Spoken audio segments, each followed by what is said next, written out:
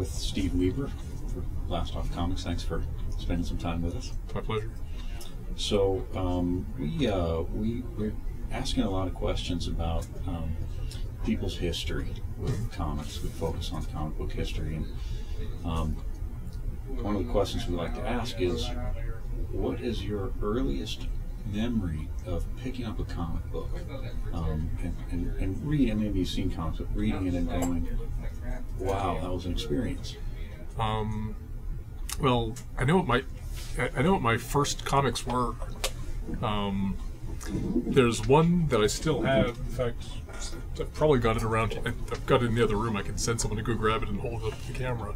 I'm told, I don't remember this, but I'm told my very first comic was a pornographic underground comic that I found outside while playing and brought inside, and that was taken away from me.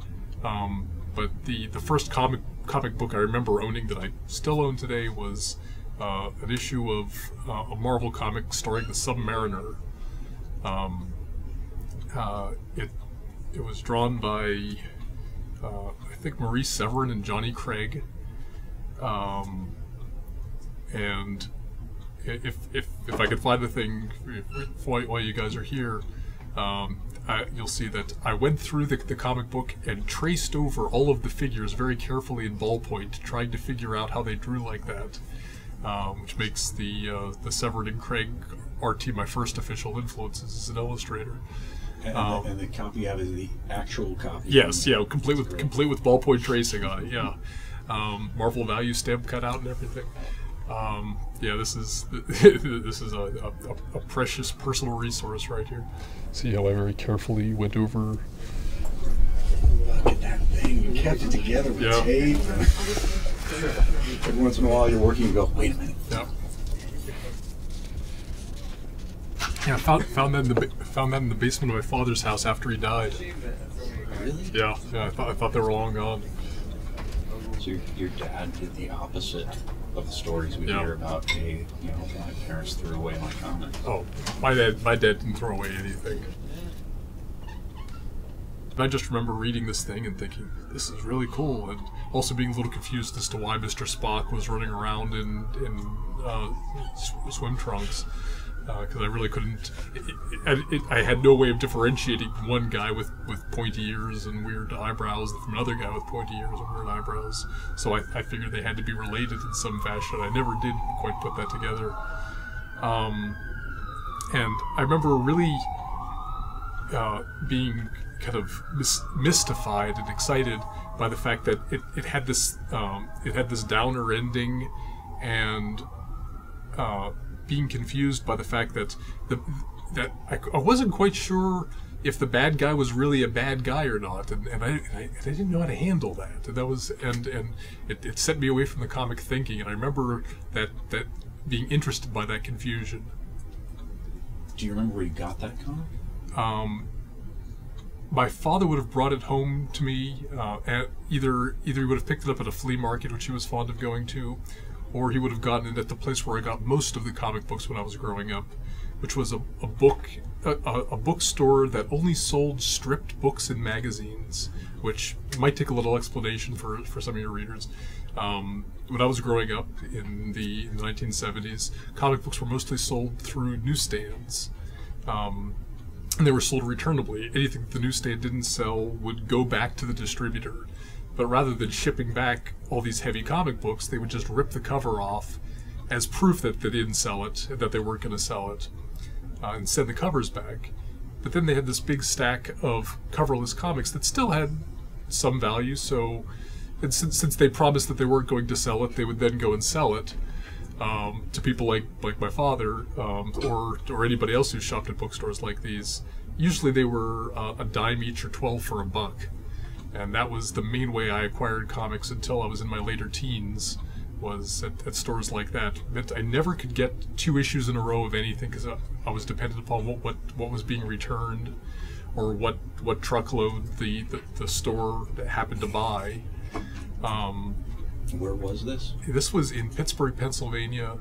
I grew up in a neighborhood called Squirrel Hill, in the bookstore, which was this terrifying, mysterious hole in the wall was across the Homestead High Level Bridge in a neighborhood called Homestead, overlooking this massive, scary, disused steel factory. It just going there felt like I was going to a different land. And I'd go into a bookstore that was full of things that the covers of everything was ripped off, so you never quite knew what you were getting. You had no cover to judge the book by, and so I would just dig through piles until I found 12 comic books that looked irresistible, and hope that they weren't all to be continued, because I would never ever for the rest of my life find out what happened. You know, I wasn't anticipating eBay or Essentials volumes at those points. I just figured I'll never know. And with a lot of them, I still haven't looked them up, so I'm still in the dark. How many years was it before you actually walked into a dedicated comic book store? Probably about the time I was 12 or 13. There was a great store in Pittsburgh called Eides, E-I-D-E-S. Still active today, still operational. It was a huge store, and when I went in there, and it was at the early days of the direct market. This would have been about 1979, 1980, and boy, was that something to see! You know, all these comic books and zines and things that I'd never heard of before, and long boxes to the horizon. Just picture the last shot of Raiders of the Lost Ark, but it's nothing but long boxes. And that was dazzling. That was an amazing thing to see. And I think I had $5 to spend. And Yeah. Was it within distance of, like, could you walk or take It was a bus? 2 bus rides. I had to take a long bus ride, and find my way to a neighborhood that I'd never been to before, and transfer to another bus. My parents were furious at the idea that I was going to do this, and I was going to go spend good money on a bunch of comic books instead of doing something sensible with it, like save it for my retirement. And it could take most of your day. You have to go out and come back. Yeah. And go off the edge of the world and find a way back. So in the process of getting all these comic books, at what point did you start to think, I want to draw? Did you start to think, I want to write? Did you even think that would be something that you wanted? I've got an essay, if you can call it that I wrote in the 1st or 2nd grade, where they asked us what we wanted to be when we grew up, and I listed a couple of things. Cowboy didn't work out, but comic book guy, I think that's what I called it, was comic book guy, did, and so it's clearly been on the agenda for a while. It's funny, I said the same thing when I became a retailer. There you go. We're all comic book guys in the end. I didn't pursue it seriously because I didn't know what that entailed. I know that reading Origins of Marvel Comics by Stan Lee made it seem a little bit more possible, just because Stan mentioned that his real name was Stan Lieber, spelled the same as me, and somehow that if one Lieber can do it, why can't another Lieber? It seemed less impossible because of that. And I wasn't a serious drawer, but I was one of the kids who could kind of draw in my class, which meant that other kids would ask me to draw Joe Namath on my book jacket or something like that. Can you draw the speed skater from the Olympics? Which meant that I would sit and try to draw other sports heroes. You're going for thousands on eBay right now. Oh, doubtless. Yeah, there's my Jack Lambert Juvenilia is just bringing big bucks to somebody.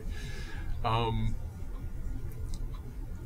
I started thinking more seriously about it when I was in my late teens.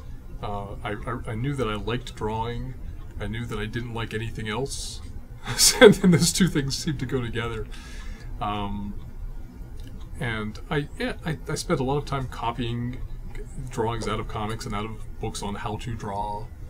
I had a drawing that Maurice Severin had done for me at the one comic convention I went to as a kid, and I copied that over and over and over again, and I could probably do a decent job of replicating it right now. And I think that was a big step for me in realizing that someone could do this. Was watching Marie holding a Sharpie, holding it like this, by the way, not like this, just dash out a drawing, circling things out, and making a perfect little piece of draftsmanship just fall out of her hands. And it's hard for a kid to see something like that and not want to try to be able to make that sort of magic himself. I'll always be grateful to Maurice Severin for that. But I started taking it seriously later in my later years in high school. I had a teacher who was a good drawing teacher. He drilled us really, really hard on all the lessons in Betty Edwards's Drawing on the Right Side of the Brain. Learned a lot from that. And also, this is a fact I'm not proud of, but drawing was a good way to meet girls. I had a bit of a stutter. I was not a smooth kid, and the fact that I would sit somewhere in public and draw made me kind of interesting and got other people to start the conversations with me. That made a difference, and that's a great incentive to get better. That's a terrific incentive. And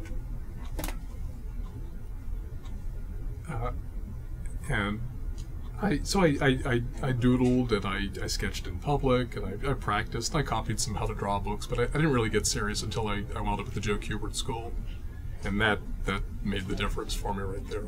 I went in as someone who had read a lot of comics and read some stuff about comics and doodled. But I came out someone who you could hire and who was capable of doing this for a living. And this was instead of college? Did you go to college? I had a year and a half of college at Penn State. I started off as a business major because my sister was a business major at Penn State, and I figured that's what you do. I didn't have a really broad imagination. Mine was the first generation of my family didn't really think about college being a realistic option. I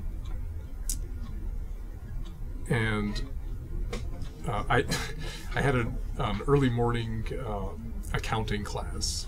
Not the smartest bit of scheduling I ever made in my life, but I would sit there in this accounting 101 class, and I would take notes on the main part of my notebook, and in the margins I would draw World War II air battles or superhero fights or whatever, just complete idiot juvenilia drawing, but I would just fill that up. And going through my notebook throughout that semester, you could see the drawings in the margins getting wider and wider, and just literally pushing my accounting notes off the edge of the page. It's like a flip book of me finding the courage to maybe realize that this is what I need to do with my life. And by the time I was done with it, I knew that this is what I should be doing. And around that time, I was working at a video store, and I had just gotten this fanzine, this British zine of all things, called Arkansword, that had a bunch of interviews with Steve Bissett and John Toddleben and guys like that, talking about this place they went to, the Joe Kubert School. And I thought, this sounds fantastic. This is amazing. And I'm reading this thing, and I'm reading about the holy grail of comic book artist education. And while I'm reading it, a fellow came into the place. As a customer at the video store. He looked and said, "Oh, that's Steve Bissett. He goes to the same school. He went to the same school I go to." And I said, "What?" And Tom was an animation student at the Joe Kubert School, home to visit his family in State College, Pennsylvania, and stopping off at the video store. And he told me, "Yeah, you should totally go." And suddenly it became a real thing, as opposed to this weird dream I was reading about in a fanzine. So I gambled a step. I set off for the catalog, got the catalog, decided that I had to do this, and a few weeks later I was flying out to New Jersey to be interviewed by Kubert to see if I could actually attend. It was, you know, it was a dazzling thing. How long was the interview?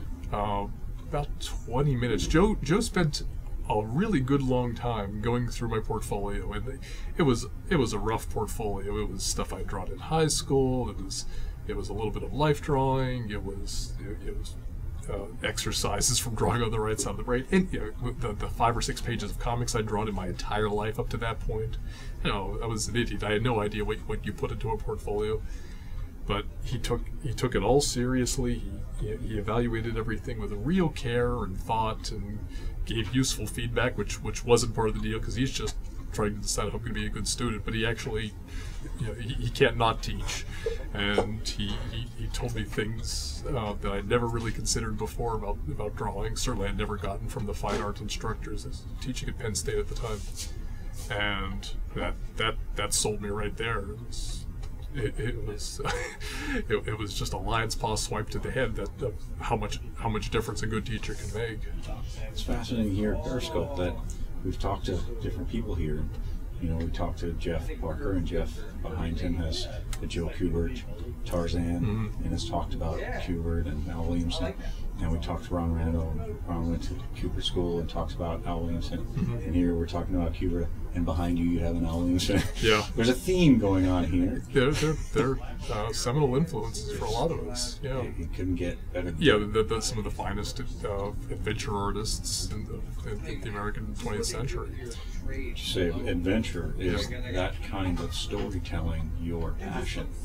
It's what I'm good at. It's weird. As a reader, I don't read as much adventure as I used to. It's what I loved when I was 12, and I really needed escapist material because my life wasn't that great. Now I don't have anything to escape from, so I'm much more interested in the sort of stuff that throws me into the world rather than takes me out. When your first job, comic job, which was? As with a lot of guys in comics, I kind of slid in rather than breaking in. So it's, you know, I guess my official first published thing was a few pages of backgrounds in a Captain Atom comic that one of my teachers was inking and needed to do 7 or 8 pages overnight, and he just rounded up the most promising students that were within arm's reach and put a page in each of our hands and said, "Don't fuck it up." You know? Am I allowed to swear on this? Absolutely. Wonderful. Oh, that's great. Okay, here we go. But we weren't paid for that. We weren't credited. And I'm sure if Pat Broderick ever found out that it was us who did that to his beautiful pencils, he'd be furious. But first published work, I would say, would have been a book called Roadways, written by Jeffrey Lang, penciled by Ted Slampiak, and inked and lettered by me. The book had a strange path to publication. It originally came out from I can't remember the name of the company, Comic Zone maybe, and the first issue came out from them. They went out of business. And one of the things that might have put them out of business was that the book wasn't solicited under their name. It got bumped to the next company in the previous catalog, so it got listed under the company that followed it in there, which was Cult Press. Yeah, okay, Comic Zone. Then, so Cult Press was officially was listed as the first publisher, even though they had never heard of this book. And then Comic Zone went out of business, and we needed to find a publisher. And Cult wanted to know if we wanted to be published by them, because they were curious about this book that they found out they were publishing, and they looked at it and they liked it. So we moved down one letter in Diamond's solicitation, and they wound up wrapping it up. And I think I made $5 a page for inking and lettering the thing. It's, you know, if calling it professional is a stretch.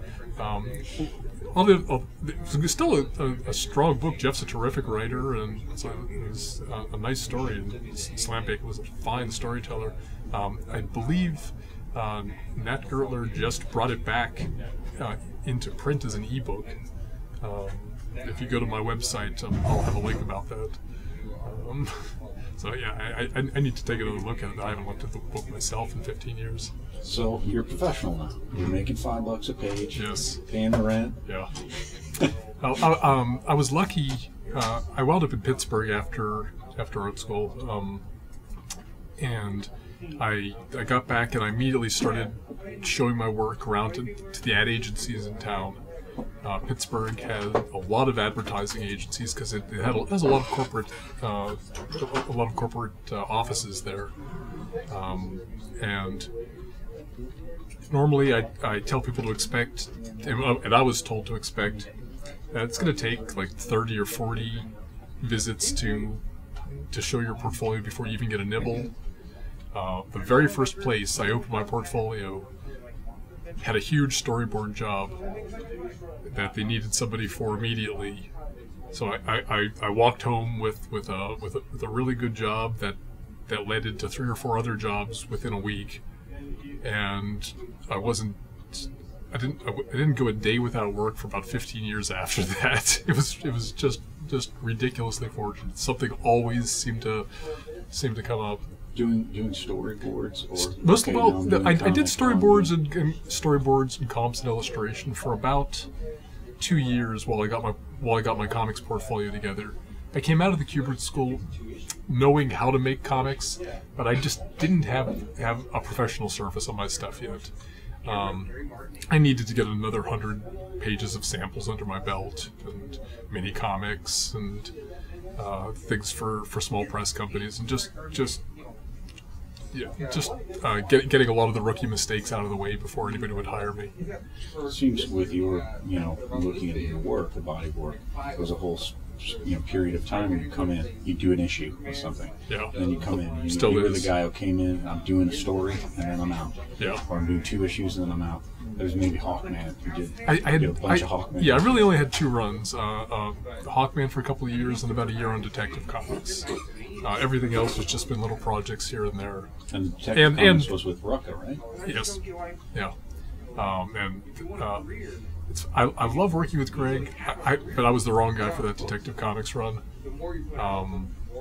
It was one of those giant 6-way crossovers, and I didn't understand the story I was telling, and I was telling chapter 3 of an 8-part story, and then chapter 9 of a 14-part story. So I wasn't the beginning, and I wasn't the end, and I didn't know who these characters were. There's a lot of side characters, and it didn't call for anything I was good at, and lots of things that I'm not good at, and it was just the wrong match of illustrator and project. Whereas the one-shots, where I'm doing a story that has a beginning, middle, and end, that came together. Those all come together really well. That I'm good at telling a story.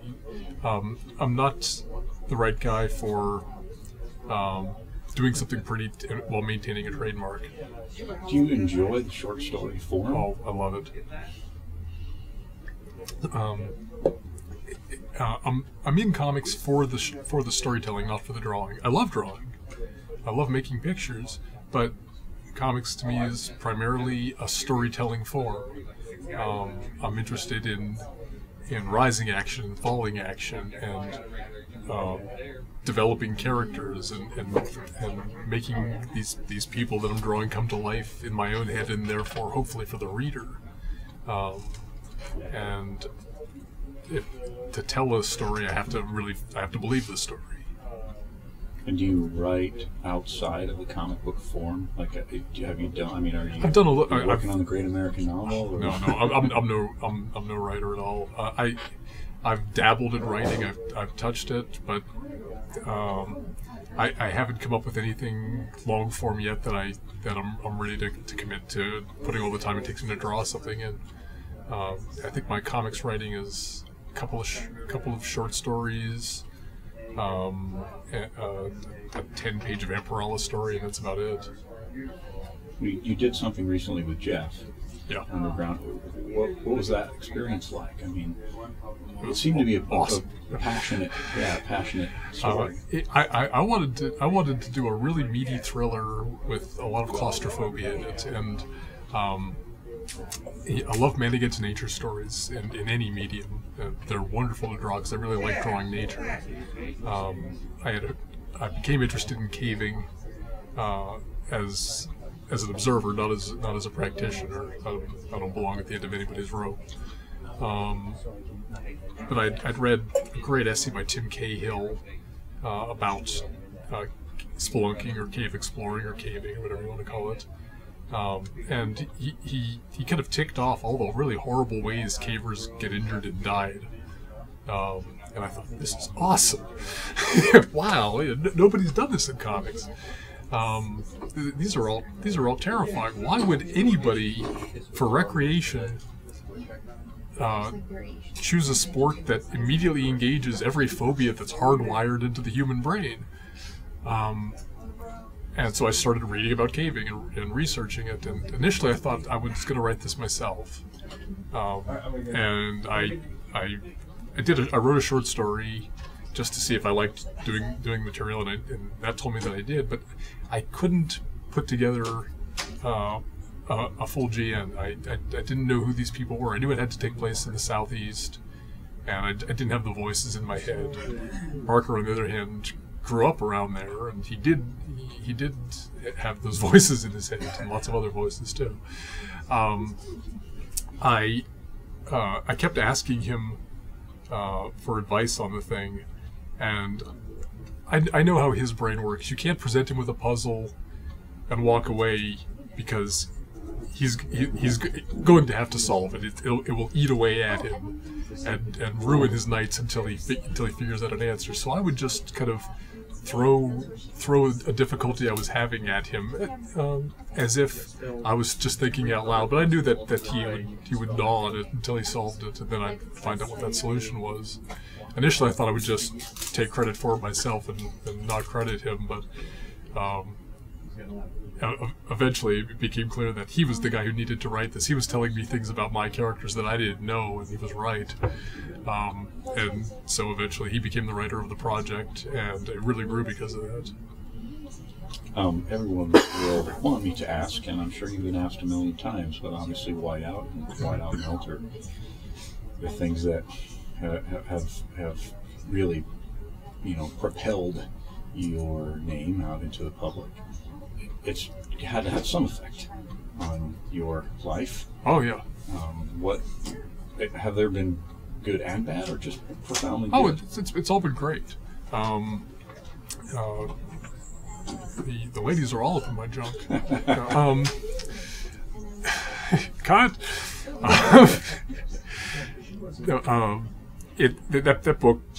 That book rescued my career. I'd been doing a bunch of things that were getting no traction in the industry. Nobody was interested in what I was doing. I was always kind of on an assembly line, and I pencil kind of like this, and nobody can ink what I put down, because I put down 30 lines, and if you average them out, one of them is the average of those 30 lines I put down is the correct one to ink. But my crappy pencils require a level of psychic activity on the part of inkers that's really unfair to ask. But I was only getting work as a penciler, so what was being published never looked much like the way I drew. With Whiteout, I figured, well, I'm not getting much work these days. If I'm about to be spat out of comics, like happens to so many people, I'd like to do at least one project that looks the way I want it to look. And when I saw this script that Bob Schreck had given me from this writer who had never written a comic before, Greg Rucka, I knew that this is the one. This is the book that's, if it's the only thing I get to do in comics, then I'm thrilled. This will be great. And I told Bob that I would be happy to draw it if I'm the only person who touches the page. I'm going to pencil it, ink it, letter it, and do the tones and special effects and stuff. And if we can work that way, then I'll do it. And they said yes, and I'm still happy with how that book looks. and it reads wonderfully, and it's still, when I do conventions, it's the #1 thing I'm asked to sketch, the main character, Carrie Stedco. Well, there were very few female characters, certainly not just in superhero comics, but in alternative comics. So that was a big deal, and it's great for retailers like us. We were able to have something to sell. I'm happy to give that. Working on something now, what is it now you're most passionate about when you sit down and you say, all right, I'm on my station, what are you working on that? It's whatever's on my table. I just try to dive in and find what I believe about the page I'm drawing. Currently I'm working on a series called Alabaster from Dark Horse, and there's some wonderful dark fantasy imagery that I'm really having a lot of fun drawing. Just one nifty image after another. I haven't gotten to do a lot of horror stuff. There's bits of Underground that kind of lean towards horror as we try to make our readers squirm with claustrophobia. Here I'm doing werewolf eviscerations like crazy, and it's just things that are a lot of fun to draw. Also, I like drawing the heroine a lot, who's this very fragile-looking 15-year-old albino, kind of dirty-faced and wiry, no glamour to her whatsoever, very un-Hollywood, and just this kind of sullen teen that's very, very fun to draw. One of my studio mates, Dylan McConis, often models the character for me. Too pale and 30. Yes. We'll get a shot of it. Yes. Yeah. And Dylan's in addition to being a top-notch cartoonist, is also a very expressive model, and that's another big part of drawing that's really fun. It's getting to interpret these great poses that Dylan takes and turn her into the character. You still going to comic book stores? Oh yeah. You enjoy going into comic book stores? Yes. Especially here, Portland is blessed with some of the best stores in the country. I feel like just about any store here in town would be the best store in most towns. Maybe that's chauvinism, I don't know. But we've got just one great store after another. And do you see, when you go in there, you think about when you were a kid, there's back issues, you see obviously there's a lot of collections, there's a lot of all the other stuff that is around. But if you see a back issue bin, do you tack it? Do you go in there? I'm less likely to hit the back issue bin and more likely to go for those great big chunky reprint volumes, because as I told you, my main experience reading comics as a kid was never finding out what happened next. It was always to be continued. Now I get to buy a book and it's got the whole story under one set of covers. No matter how long that story is, it's got the beginning, the middle, and the end. And that's that's just a ridiculous luxury. Getting to read all these things that previously there's lots of stories that I'd only read like somebody describing in a paragraph in a fanzine, and now I can pick them up. I can read them cover to cover, and I don't have to be a junkyard archaeologist like I was when I was 12 to actually see what these stories are. Of course, you can find all that online too. How do you feel about that? That you can get all of it, on the screen.